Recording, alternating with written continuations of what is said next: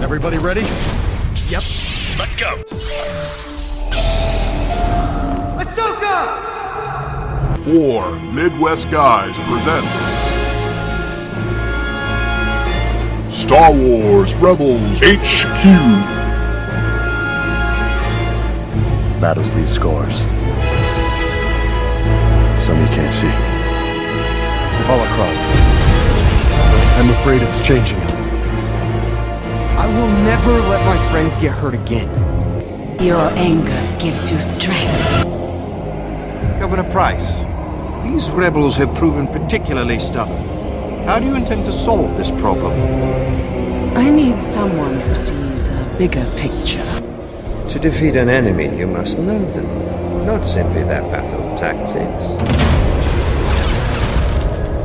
but their history, philosophy, art. I must become more powerful. Split the treasure. Oh, That's a classic. One last glorious day in the Grand Army of the Republic. Jedi and Sith, the light and the dark. They'll be the architects of their own destruction. The key to destroying the Sith.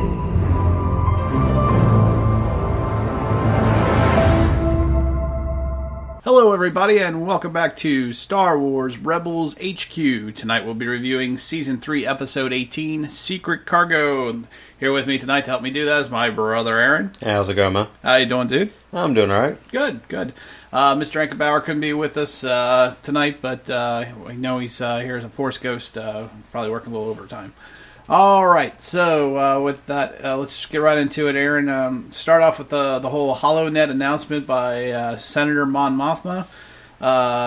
Basically just kind of calling out the Emperor. Yeah, pretty much more or less making the argument that he's the reason for a lot of atrocities going on throughout the Empire and being pretty direct about it. Yeah, I mean, that's a pretty direct, bold political statement, especially for a...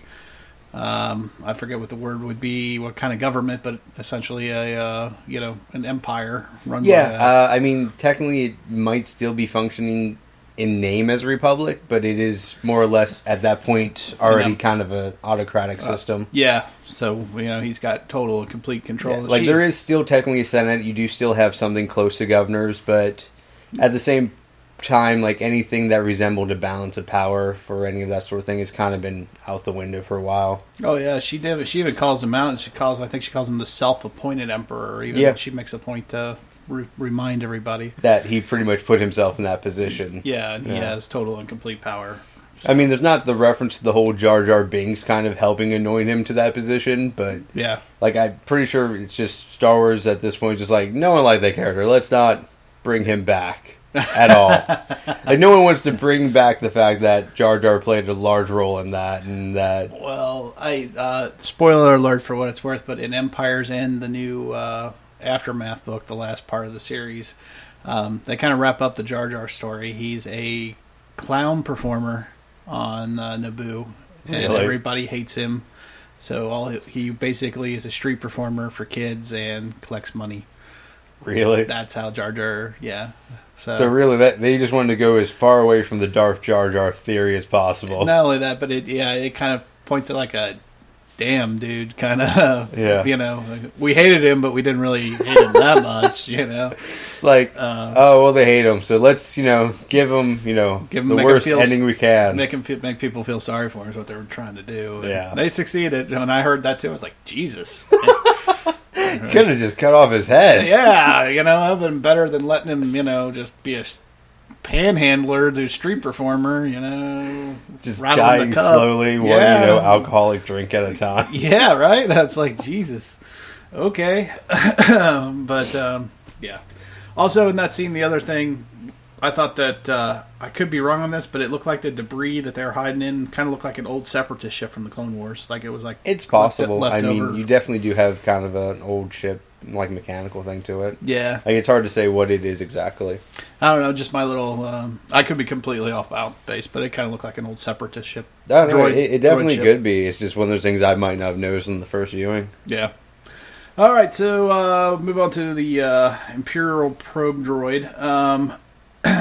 it's interesting that there are any left to me because the rebels blew up a whole ship full of them. Yeah, and supposedly they're not. I'm actually used kind by of the glad to Empire. see them back. Like it was like, oh yeah, those were kind of cool. I'm glad those still kind of exist. It just, I guess I got a problem with it because we don't see them in any of the movies. So they're not in Rogue One. They're not. In pretty the much classic any trilogy. that are left, like they're kind of scragglers. They're not in the prequels. It's kind of they kind of exist in between. And it's like it's clearly a very. It was a model that didn't last long. Yeah, and before you're like, oh, okay, well they self-destruct and blow shit up. Yeah, I could see why you don't want to create more of them. Right. So maybe it's just when maybe they deactivated that function. There's like, just put them on a ship. Just do something with what's left of them. I think I would have rather have seen what's his name, K2SO or something from Rogue, like that model of droid flying, like or just something. to see the transition to that sort of model because you do see those in Rogue One. Yeah, so exactly, kind of keep up with the continuity, I guess. Yeah, like be like, oh, that was kind of like a prototype model that had a lot of kinks that really didn't work out. So the whole blowing ships up just because they're stupid. Also, it's not really the best way. The other thing, Empire running. Right. I don't know. I just, like I said, they got to keep up with the continuity there. I was glad to see him though. It's kind of a cool model. You like that model, right? Yeah, it's kind of cool. Spy droid. Yeah, like that, and it's like the shape shifting one. Like it's not quite a transformer, but like it has its moments. It's the closest Star Wars may ever get to a transformer. Yeah. The only other problem I had with this scene was why not put Ezra in the top turret? Why does he have to be in the nose gun when he could just be in the top turret? Blasters up, pointed at him, shoots him, boom, he's gone. They put him in the nose. They actually have to tilt the ship up. They have to chase him. Chase him. Like, wouldn't it have been easier for him just to move within the ship than to actually tilt the ship in such an odd angle? Right. Yeah, he could have just aimed the whole time. But I know it's a plot point to try and make it dramatic. But I don't know. I guess the issue with that is like essentially you could just have the droid like rearrange if you notice like there's a pilot in one and not the other. I guess maybe he would have been. They figured that was a faster little scenario change than just moving within the ship. Okay, I didn't quite think about that. Maybe they didn't want Ezra to be seen in that big bubble turret gun, but I don't know. I was like, why? Even when I'm watching, I'm like, why the hell is he doing that? There's a turret gun on the top. Use that. I don't know. So we get the introduction into Rebels anyway of Gold Leader, Gold Squadron. John Dutch Vander is his name, Gold Leader. He's from A New Hope. He's in the attack on the Death Star. When we also saw them plug him in as a cameo in Rogue One as well. They used old footage. So yeah, it was really nice how they recycled footage in Rogue One for that. That really was. It's a nice, very nice cameo about all that. It's really nice to see him in Rebels though too, because again that connects the story that much more. We also see a couple other members of Gold Squadron be introduced around the same time, and all of them seem kind of pissy. Actually, a little bit. Like they're all just kind of in a more or less shitty mood. Yeah, and we'll get to that in a little bit. Yeah, they're on Phoenix Squadron for creating trouble for them, I guess, or making their lives harder. But, which is kind of a moot point, really. Yeah, clearly, if isn't any member of the Rebel Alliance going to kind of make the Empire more on guard and thus make more of an issue for their others? We're kind of skipping ahead here, but yeah, it does beg the point is the state of the galaxy. It's such with the rebellion at this point that Phoenix Squadron is the only militant wing so far, and the rest of them are just kind of maybe hit and miss on the Empire or trying to keep their distance, kind of thing. Well, I mean, it does kind of present Gold Squadron as being like military-like in its tactics and its approach,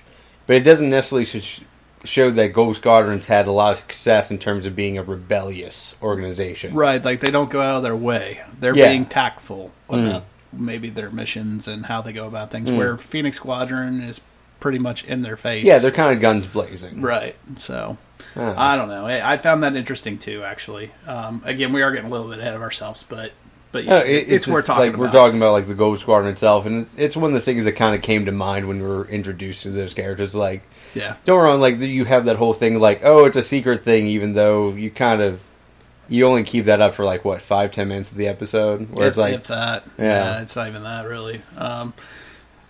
So the Ghost is also being used here as a fuel tanker to me, it just seems like another example of how versatile the ship is, or maybe the ingenuity of the rebels to constantly take what they got and convert it. Well, yeah, I mean, I think that's actually a fun little nod to real life scenarios, isn't it? Like, you actually do see a lot of rebellions sort of things, or like more militant groups, or like go guerrilla and like really reuse like kind of old school weaponry in like kind of ingenious ways sometimes. Yeah. Like this joke, if it's stupid and it works, it's not that stupid sort of thing. Yeah. Like that's kind of what you see in a lot of like kind of like military operations where like one side really does not have the finances of the other. Yeah. Like, sometimes you really see like a weird ingenuity. Yeah. Kind of pops up. Yeah, well, they just by necessity. Yeah, they have to kind do it of that way. It was kind of interesting to me to see, you know, the ghosts that were I've always just seen as either a cargo transport that they converted into a military ship, now has these 2 huge fuel tanks on it, essentially. It's also one of the things, like, it's probably there from a plot point of view as well. Right. But, because, I mean, realistically, like, for that sort of ship, you really could have just used any random fuel ship or a separate ship. Like, you really wouldn't have had to have anyone special on board or anything, so that's clearly just from a plot point of view, it worked out that way, but... Or if you want to immerse yourself in the universe for a second, you can say they did it so they only had to send one ship. You know, try to keep themselves inconspicuous as possible. That way they didn't have to send, like, the fuel ship and, like, a ship to guard it sort of thing. Yeah. All right, that's a fair point. Minimal, use of... or good use of your resources that you have. Yeah. So, all right, let's talk about the first Imperial attack, and the one thing I'm really excited to talk about is we finally get to see Ezra as a fighter pilot. To me, that's kind of a big thing for me, because up to now he's all been Jedi and lightsaber, but we've never gotten the other side of the right of the Jedi, which is to see him as a fighter pilot. I don't know. I've never really viewed that as being part of the Jedi thing. To me, it is, because because I grew up with the classic trilogy, and even when you go to the prequels, every Jedi at some point gets to be a fighter pilot. Kind of? Yeah, I mean, Anakin does right from the get-go. Luke does from the get-go. I'm not sure if there's really, like, clips of, like, Yoda, like, just driving around, like, blowing shit up. Well, not Yoda, but, I mean, you got Obi-Wan Kenobi does it. Plo Koon does it from the prequels. Well, I mean, you have Obi-Wan, you do have Luke, like, you have Anakin, clearly. Right. But even, like, say, someone like Mace Windu, I don't think you really see that with either. Yeah, I don't think you see Mace in the...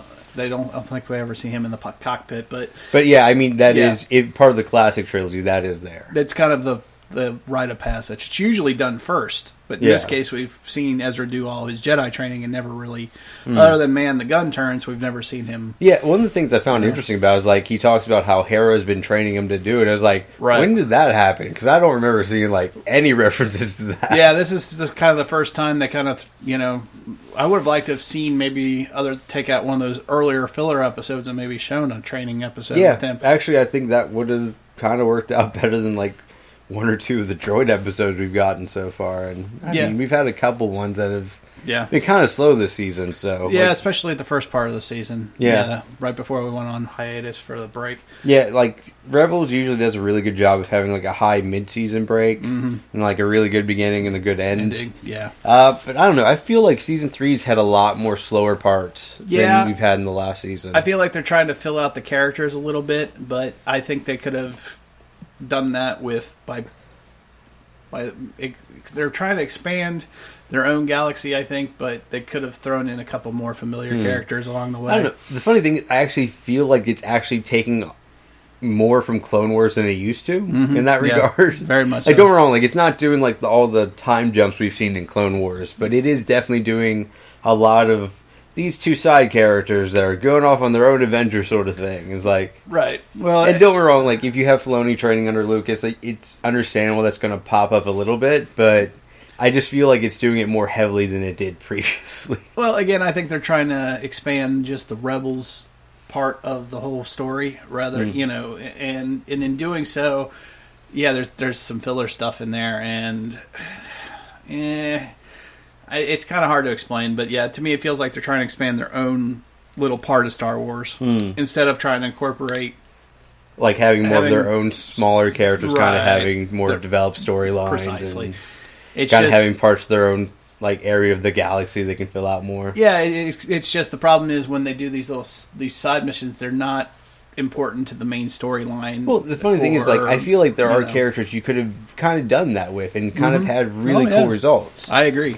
Like, had you done, like, a Kanan episode where he's just off training, or... I would have loved to have seen an episode with Kanan trying to deal with, even though he can now kind of see with the Force actually still struggling. Yeah. To still deal with his disabilities and stuff. Or honestly, I would have been fine with even doing like another Zeb episode where like you kind of see him deal with like his own culture's interpretation of the Force more. Yeah. Because honestly, that was kind of arguably a filler episode, but I fucking love that. No, I love that. That was really good universe building, especially with the mythos of the Force. Either that, or you just kind of see how Zeb's relationship to like the Greater Rebellion kind of works out. Because that's not really that panned out yet. Like, we know how he works on the crew, but we don't really see him like in relation to like any of the other Greater Rebellion sort of thing. Not really. He's other than being security chief and the muscle of the group. Still, there's not much else. So I mean, I feel like you could expand on that character a little more and actually do an alright job. I would have loved to see more of that. I agree with you 100%.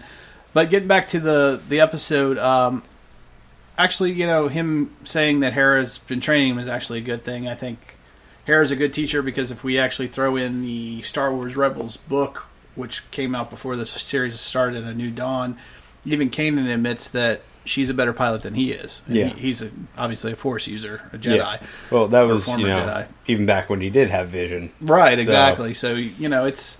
So that made me feel good. So not only is he a Jedi, but he's getting the best of both worlds. Hera being a pretty, like, kick-ass pilot, you know, in this already. Like, don't get me wrong, is there only, like, 1 or 2 episodes that really focuses on it? Yeah, but... Yeah. The ones that have actually shown her being pretty, very skillful. Yeah. Very, very skillful. Take a minute here. Let's talk about the iconic Y-Wings. Nice to see them in action again. One part I didn't know, those little cannons on the laser cannons on the top are apparently ion cannons, which I had no idea. Yeah. Because the only thing I've seen in an ion cannon from a Star Wars perspective is going all the way back to Empire Strikes Back. There's a giant ion cannon on Hoth that they use, but that thing's huge. Instead, now the Y-Wing has these 2 little ones on the top of its thing. It's like a pistol equivalent. Yeah, I was like, that's an ion cannon? Because you're used to just the ion cannons being like this giant cannon. Giant, big things, you know, and they're just huge because they take so much power up. So it was kind of that kind of threw me for a loop and kind of expanded my Star Wars universe a little bit. Yeah, well, it could just be like there's a different model sort of thing to it. But it still works in a similar function. Yeah, it just kind of threw me off because I always thought they were just little laser cannons that they could kind of move around, you know, fire backwards or, you know, whatever. But, which, you know, makes sense. Like you have... Yeah, just a rotating cannon, like a turret sort of thing. But they didn't use them in A New Hope that way, so now it makes sense that they made them ion cannons, I guess. So, you know. Well, if that wasn't the original intent or design, it's kind of a nice way of kind of retrofitting that into it. Retconning a little bit. Yeah.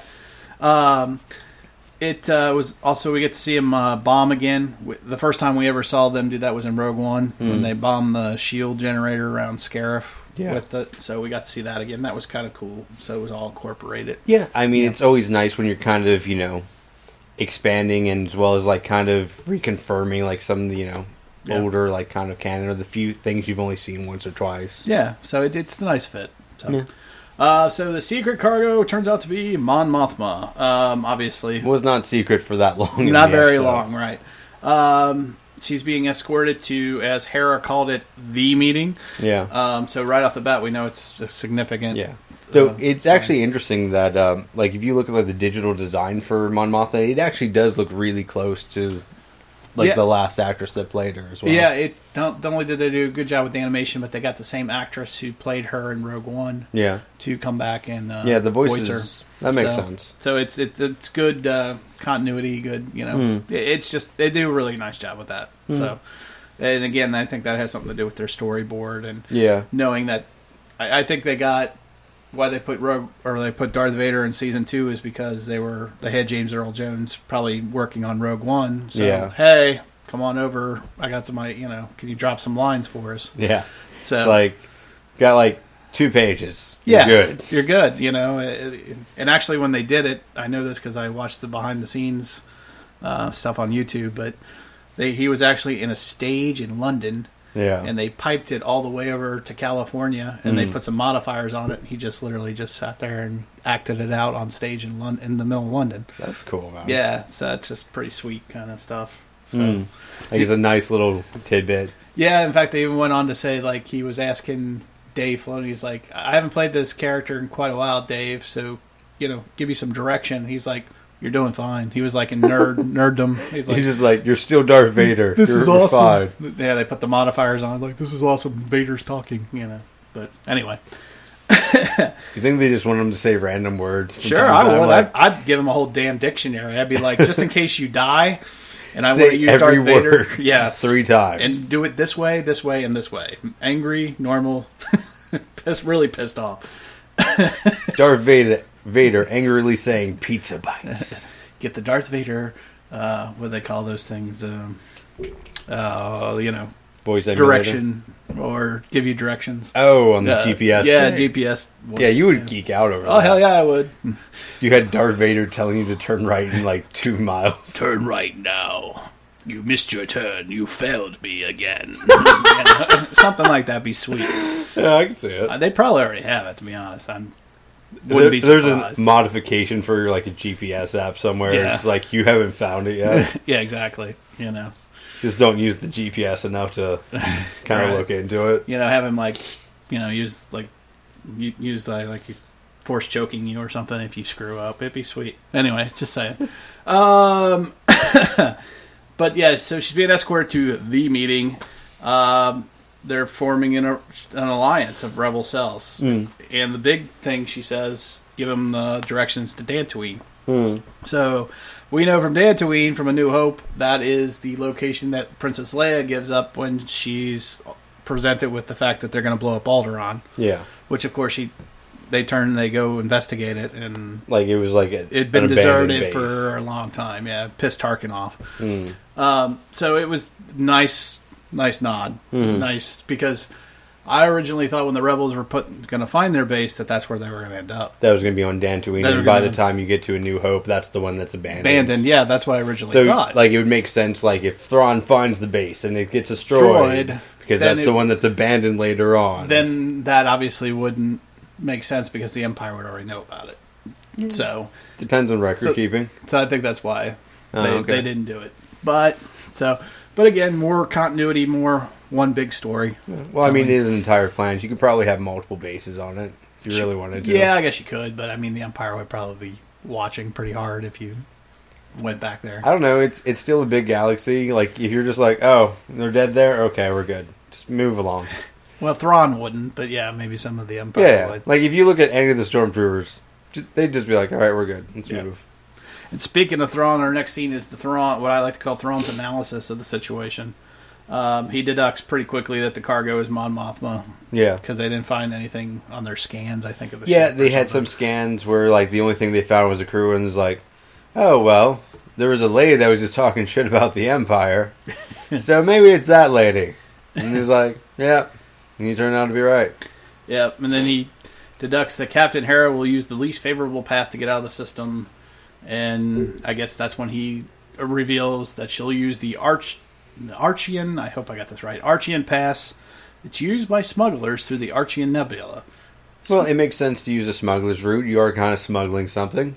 I just wonder... Though I do actually find, like, the entire scene later on where they are flying through the nebula kind of cool, to be honest. It's very cool, and we'll talk a little bit more of that. I got a few thoughts on that, but when they say smugglers, it makes me wonder if Hera's had some connections with smugglers other than Lando. Yeah. Because she has a cargo ship. Well, I mean, you do also see her having connection to, like, I can't think of his name, the pirate.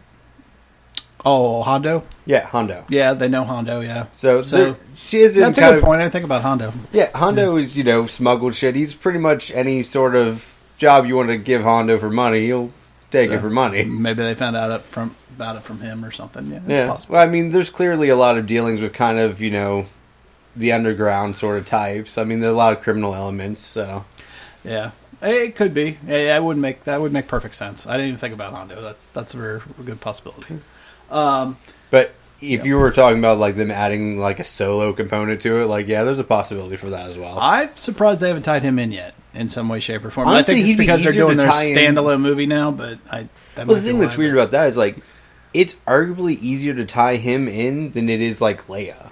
Oh yeah, in a lot of ways, like because theoretically he should be like in a lot of the same circles that like Lando's in. Yeah, and we've already seen Lando. And I'm surprised they haven't used more Lando, and I'm surprised, like you said, they haven't tied Han in at least to a couple episodes by now. Yeah. I mean, maybe Like- we'll get that in season 4. I don't know. Like I'm not necessarily like horribly against it one way or another. It's just like it seems like it'd be an easier fit unless like you're really wanting to do a lot of stuff with like the Han Solo backstory in the future. Well, that's my guess. Yeah, I think, which also might be why you don't necessarily see like a Boba Fett sort of character here yet as well. Unlike Rogue One, where everybody dies, we know Han makes it until Episode 7 anyway. Yeah. So there's potential there to make more Han Solo movies if this one does well. So I could even see him doing maybe even a trilogy as much. I hope not that much. Trilogy. Yeah, I hope not that much, but it's possible. Just a series of him just stealing shit throughout the Yeah, galaxy. just being Han Solo before he meets up with the rest of the Well, I crew. mean, in theory, you could kind of do it in between some of the movies as well. Sure, you could have him screwing with Jabba, and you could have him get in with all the other crime syndicates too, like Black Sun and I forget that other species we saw, but yeah. So like you do it's one got that's room. just in between like episode like 6 or like episode 4 or 6 and between No, I 7. don't think they're gonna do Shadows of the Empire with Han. I could be wrong. I still think that Rebels has the potential to jump ship and beyond episode 4, A New Hope, and actually do like a Shadows of the Empire series. Yeah. I don't know. Like that's one of my fan theories, obviously. Is that they're going to just start jumping in between films? Yeah. Then that way you actually have a justified reason for doing like a time jump, like within the show. Right, and you can justify why they weren't in the movies because they were off doing X, Y, and Z. You know, because it's a big galaxy. Yeah. But I don't know. But getting back to the nebula thing, when they said they were going into a nebula, it immediately triggered my sci-fi brain, and I'm like, Star Trek 2, Nebula battle. I never saw Star Trek. You never 2. saw Wrath of Khan? No. You're kidding. I might have seen clips. Oh my god, dude. Okay, so there's a big battle. Yeah, like I never really got into the classic Star Trek stuff. Oh my god, but it's Star Trek 2. It's Khan.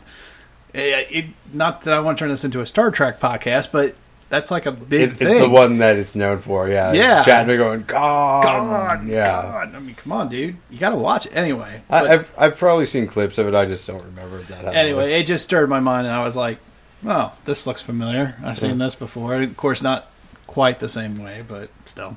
I don't know. Fair enough, man. But if you haven't seen it, then we won't. We'll just leave it there. No, you want to talk about Star Trek, man. It's cool. No, we're good. I got my Star Trek out of me. I'm good. I'm back to being Star Wars again. So, I could tell you about like the reboots. Like those were cool. The reboots are cool, but you should watch the classics. Anyway, I'm not gonna get into Star Trek here anymore. I promise. Maybe. All right. So we finally get to see the TIE Defender in action. Yeah. Pretty cool. Yeah. Very cool. Maneuvers pretty well. Yeah, maneuvers, got shields. Since when do TIEs have shields? You know, we see that in action. It's being piloted by Captain Volt Scaris is back. Last time we saw him was in the Wedge Antilles extraction, and he was the instructor at the Sky Strike Academy. Yeah. Yeah, I was wondering like where I saw him from. Yeah, he never takes his mask off in this episode, but he's the guy that looks like Viper from Top Gun. Gotcha. Kind of thing. So it's their top pilot, and which would make sense for thrawn, a prototype. For a prototype, yeah. Yeah, I can kind of see that. Yeah, which I thought was interesting. The other thing I thought that was interesting about this scene is Governor Price at the end volunteering to capture Mon Mothma. Yeah, it does kind of come across like they have like some sort of history, or like she just dislikes her for some reason, or she just wants the grandiose. Maybe, yeah, like she needs a piece of the pie too. And it's weird because even Thrawn's reaction's like, okay, I guess you can do that. That's acceptable. Yeah, like he seems almost kind of like weird. Like he seems off put by it. He seems, he's almost taken off guard maybe a little bit, and then I think his mind kicks in and goes, well, if it goes wrong, I can blame her. Yeah. It's like, okay, that's acceptable. Yeah. It's like, sure, scapegoats. That's cool. I hadn't really thought about that. Maybe there is a backstory between her and Mon Mothma. Maybe there's a little personal But animosity. it's be weird because, you know, they'd be almost in different parts of, like, the government under the Empire. You'd have, unless they're, like, you have senators arranged from planets in the same way governors are, and they're from a similar planet. Yeah. But I don't know what planet Mothma would be from. I'd have to go back into her history and look. It's been a while. So I'm not going to say because I don't want to make people mad. But, I mean, it'd be weird for a governor to have, like, that much of an interaction within, like, a interplanetary sort of government. Unless she's done something in the Senate to block something she was wanting to do on Lothal or something. I don't know. Possibly. They could go that route with it. I don't know. But yeah, or it could just as easily just be Price wants, extra. I want the glory. My turn. But at the same time, that doesn't. It's weird for a governor trying to get that sort of like military glory sort of thing. Yeah, it's a little strange, and the only thing I can think of is she has such confidence in Thrawn and his planning that she thinks it's an automatic win, no matter what. Maybe. I don't know. I don't know. All right, let's move on to the into the Nebula's dogfight here. So we get a little brief scene with Hera and Mon Mothma, the whole thing about the front lines and how Mon Mothma envies pilots because they can flee hyperspace, and then she goes in about her whole Senate thing and helping people and stuff like that. And Hera kind of comes back and goes, "Well, on the front lines, people aren't, where you're at, people aren't shooting at you like they are out here," kind of thing. I thought. I don't know if this would be the only filler part of this episode, or if that was just another... It's a nice emotional nod, but it's definitely a slow pace in comparison to the rest of the episode. I guess it's it's kind of this almost slice of life moment in what's more or less just like an action show, or an action episode anyway. Or is it just a pause, or is it to paint Mon Mothma as being a bit naive, being out on the front lines? I don't know. Really, I thought it kind of came across as like showing her reasons for like justifying why she was leaving the Empire as a whole. Like, it was kind of showing her motivations. Yeah, I guess. Because, like, she was trying to, more or less, making the argument that she stayed within the Empire so long to try to limit what the Emperor was doing. To try to help, So it kind of not only justifies why she actually was a senator under the Empire, but why she transitioned out of it as well. Like, so it actually is kind of giving her backstory pretty heavily. Giving her justification. Yeah. Like, pretty much saying, like, well... Why was she in the Empire so long? Well, she was trying to limit the Emperor's control and trying to work within the system. Yeah, kind of trying to put the reins on it. Yeah. And I thought it actually was a pretty good justification. And don't get me wrong, is it definitely slow paced in comparison to the rest of the episode? Yeah, it totally is. But in terms of like character building, it's actually probably one of the better moments for the episode. Okay, copy that. I didn't really put much into it. I was just kind of like, I thought it was kind of like a moment just to catch your breath, really. But that makes sense, everything you just said, that they're just trying to give her the moral high ground, so to speak. But yeah, I mean, does it also function as kind of that kind of slowing down point for when you do kind of approach the action scene? Yeah, it also works that way as well. Yeah. So. Copy that. I mean, if you can, it's kind of a two birds, one stone sort of thing. Gotcha. Well, that makes sense. All right, so let's talk about the TIE Defender a little bit. They're pretty much out. The TIE Defender pretty much outmatches the Y-Wings. Yeah, I mean, you have the shields, you have the TIEs as a whole are pretty maneuverable ships, so... Yeah, I mean, it takes out 2 of the Y-Wings. Zeb's hitting it with direct hits with the laser cannon, no effect on it. It forces Hera to almost burn up the Ghost. Yeah, actually, I thought that little bit was pretty awesome as well, because they're all just kind of flying through this nebula and, like, at a speed where it's like clearly just burning up the fucking ships. Yeah, she's getting as close to that star as she can, so she can take out 2 of the other regular TIE fighters that are with the Defender, and that's just to get the Defender away from them temporarily, kind of, sort of. So it shows you how desperate that she has to go. Yeah, it really does kind of show not only going back to Hera's piloting skills, but going back to the desperation of the situation and how just, a good ship that is, be fighting against. Well, yeah, and it justifies Thrawn's prediction that one vehicle can make all the difference. You know, you don't need a lot of them; just a few of them are going to make a big difference. Yeah, I mean, if you go back to World War II and the Blitzkrieg tanks, that was more or less the scenario for a lot of Germany's victories, and how they used air power along with their the Blitzkrieg tactics.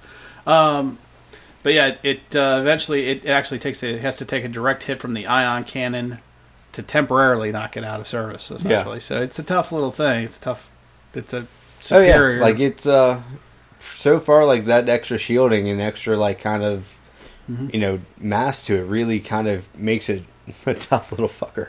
The other thing I took away from that is it seems like when they use the ion cannon, it has to be precise. Like it's not a weapon you can use on the fly. Like it's a slower kind of weapon, or you have to be directly aiming. Well, I think in this scenario, actually being the nebulas, they make the point that it actually has the ability of igniting parts of it, with like the gas with the ion proton cannon. Well, it was the proton torpedoes. Was it the proton torpedoes? Yeah, okay, but still, yeah.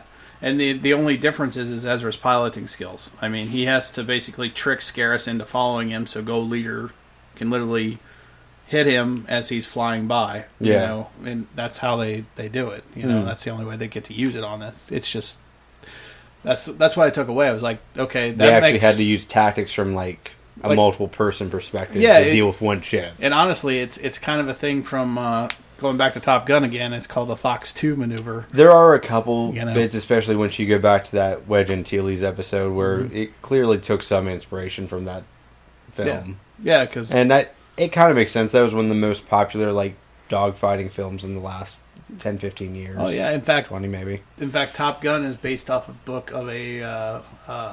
not to get into Top Gun history here too much, but it's based off a book about a real pilot in Vietnam, and he created the Fox 2 maneuver where the guy, he's being chased, and then he breaks right just as he fires, and that's how he shoots down the bad guy in the dogfight. But it's kind of the similar. It was kind of cool to see that. It was kind of a nod. Yeah. At least I don't know if that's what they were really going for, but it's actually kind of interesting that film's actually based off a book from a Vietnam pilot. Yeah, believe it or not, it's loosely based on. I mean, that's where they got the ideas from. But yeah, I forget the name of the book now. I have to look it up again. It might even be called Fox 2. But anyway, so yeah, it was a nice nod to. I thought somebody's really a big Top Gun fan, or I'm just reading imagine into if it you too kind much. of dig kind of the space battle fights, it kind of goes back to that kind of classic dogfighting sort of kind of concepts. So I imagine you're taking a lot from both military history and even just old arcade games and stuff like that. Well, yeah, I mean, even when Lucas was creating Star Wars, he ended up firing the editor and doing it himself. But he was trying to show the editor what he wanted for the fight of the Death Star to look like, and he put together a bunch of old World War II footage, and and said, "This is how I want it to look," and that was his inspiration. And it worked out pretty well. Yeah. So, I mean, that's one of the more memorable parts of of Star Wars, the first Star Wars. Yeah. When you go into that little cavern within the Death trench. Star. You got the trench run, but even how they do the space battles and the different angles and stuff like that, that's similar. So fair enough. Yeah. So let's move on to Outnumbered and Outgunned is what I like to call this next scene, and that's the Ghost's core systems are damaged from the nebula. Chopper has to activate auxiliary power.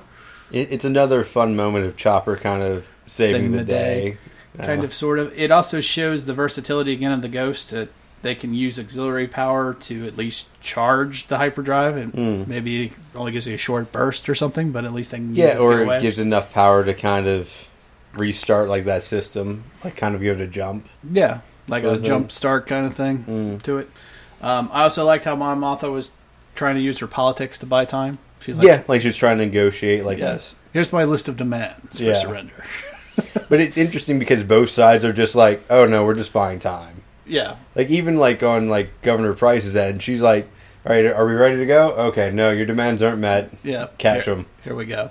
Both sides were just more or less we're just buying time for our own plan. We're playing the game, but still. Yeah, I thought it was cool. And then I love the desperate use. It was desperate. Very risky, but cool way how they used the proton torpedoes to use the nebula star to disable blow up the gas near it. And disable the Star Destroyers, which I thought was pretty cool. Yeah, it was a fun little moment in kind of the fight scene of it. Yeah, it was a nice use of it. I think we've seen something like it before when we were in the with the nebula with Zeb, that Zeb episode we were talking about earlier. I think something similar happened. It might be the Squales episode. Was it the Squales episode? Because they have that energy thing they eat, and I think that got blown up towards the end. But I could be thinking of a different episode. I could be, but anyway, it was still pretty cool to see. Yeah. So, and so, what do you think will be? Do you think Governor Price and Admiral Constantine? Do you think there'll be any fallout? for their failure? Not really. No. To be honest, I imagine it's going to be one of those things that the show just kind of overlooks it. Or if we have any like sort of thing about it, I imagine it's going to be a quick reference to it. Worse. Or they're pissed off the next time they see him because they got humiliated or something like that. You might have like a line or two to it, but I don't really see it being a huge plot point. Gotcha. You?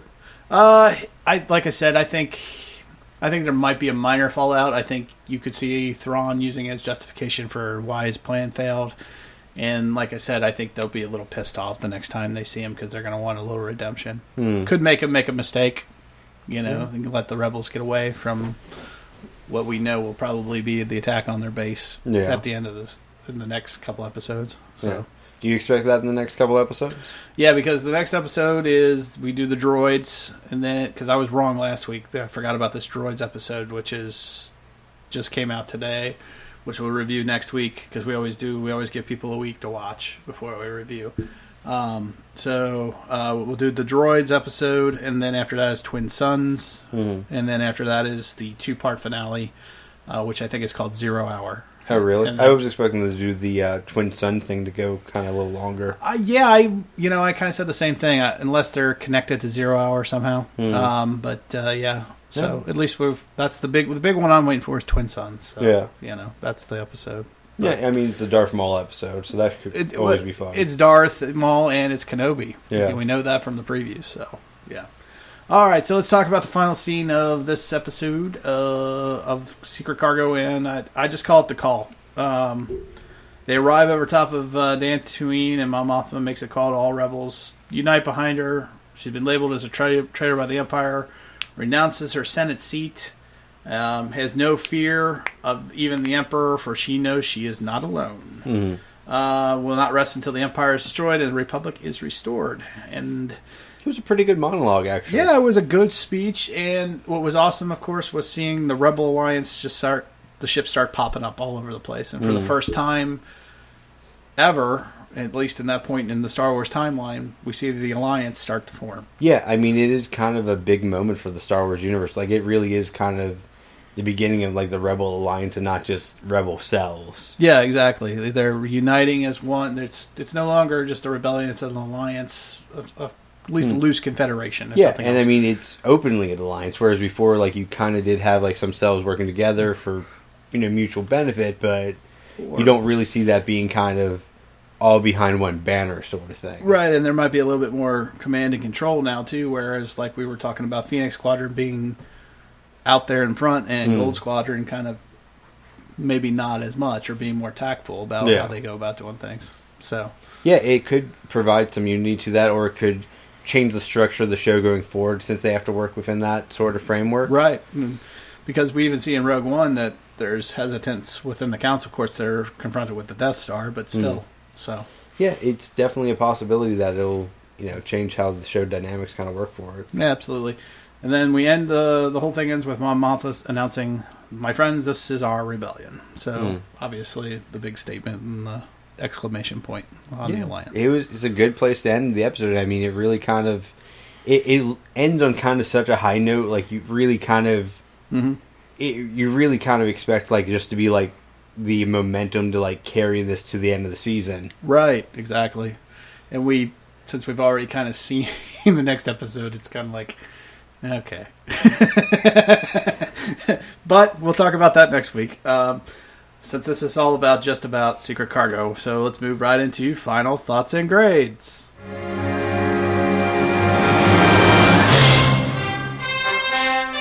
All right, Aaron, your final thought and grade for Secret Cargo. I'd probably give it maybe a B- or C+. Like, really? On one hand, it's definitely a huge moment for, kind of like the history of Star Wars and kind of like, the beginning of the Rebel Alliance. You also have, like, some actually pretty interesting dogfights and some good character building. But I actually overall kind of found the episode kind of slow. Really? Yeah, for a large part of it. Like, I found it... That night really just disliked almost all of Gold Squadron. Like, you just didn't like them being whiny about things? Yeah, like, I just found just, like, they're just kind of whining about things to be kind of just a buzzkill for the episode. And it's like like, don't get me wrong, it's interesting sort of character dynamics, but at the same time, and like it pays off towards the end when Ezra is like, "Oh, we'll let you fly for us anytime," sort of thing. But I don't know, it doesn't really have the payoff for me. So it's one of those things, like, it just kind of slows the episode down. Okay. But that's just a personal thought on it. Okay, that's fine. I have a much higher opinion of the episode. I would actually give it an A. I love the use of Gold Squadron. I love the use and expansion of the Y-Wings. I love seeing the TIE Defender in battle, from being an old Star Wars gamer. I love Mon Mothma being used. I absolutely adore the first formation of what is the Rebel Alliance. So all those things are just an absolute victory. I even led the space battle inside the Nebula, which I thought was really well done. So I have nothing but praise for it, really. So that's just my interpretation, I guess. Anyway, so okay, so where can you find 4 Midwest Guys? It's real easy. Just go to the internet, type in the number 4, then type in MidwestGuys.com. There you'll find everything. You'll find our podcast.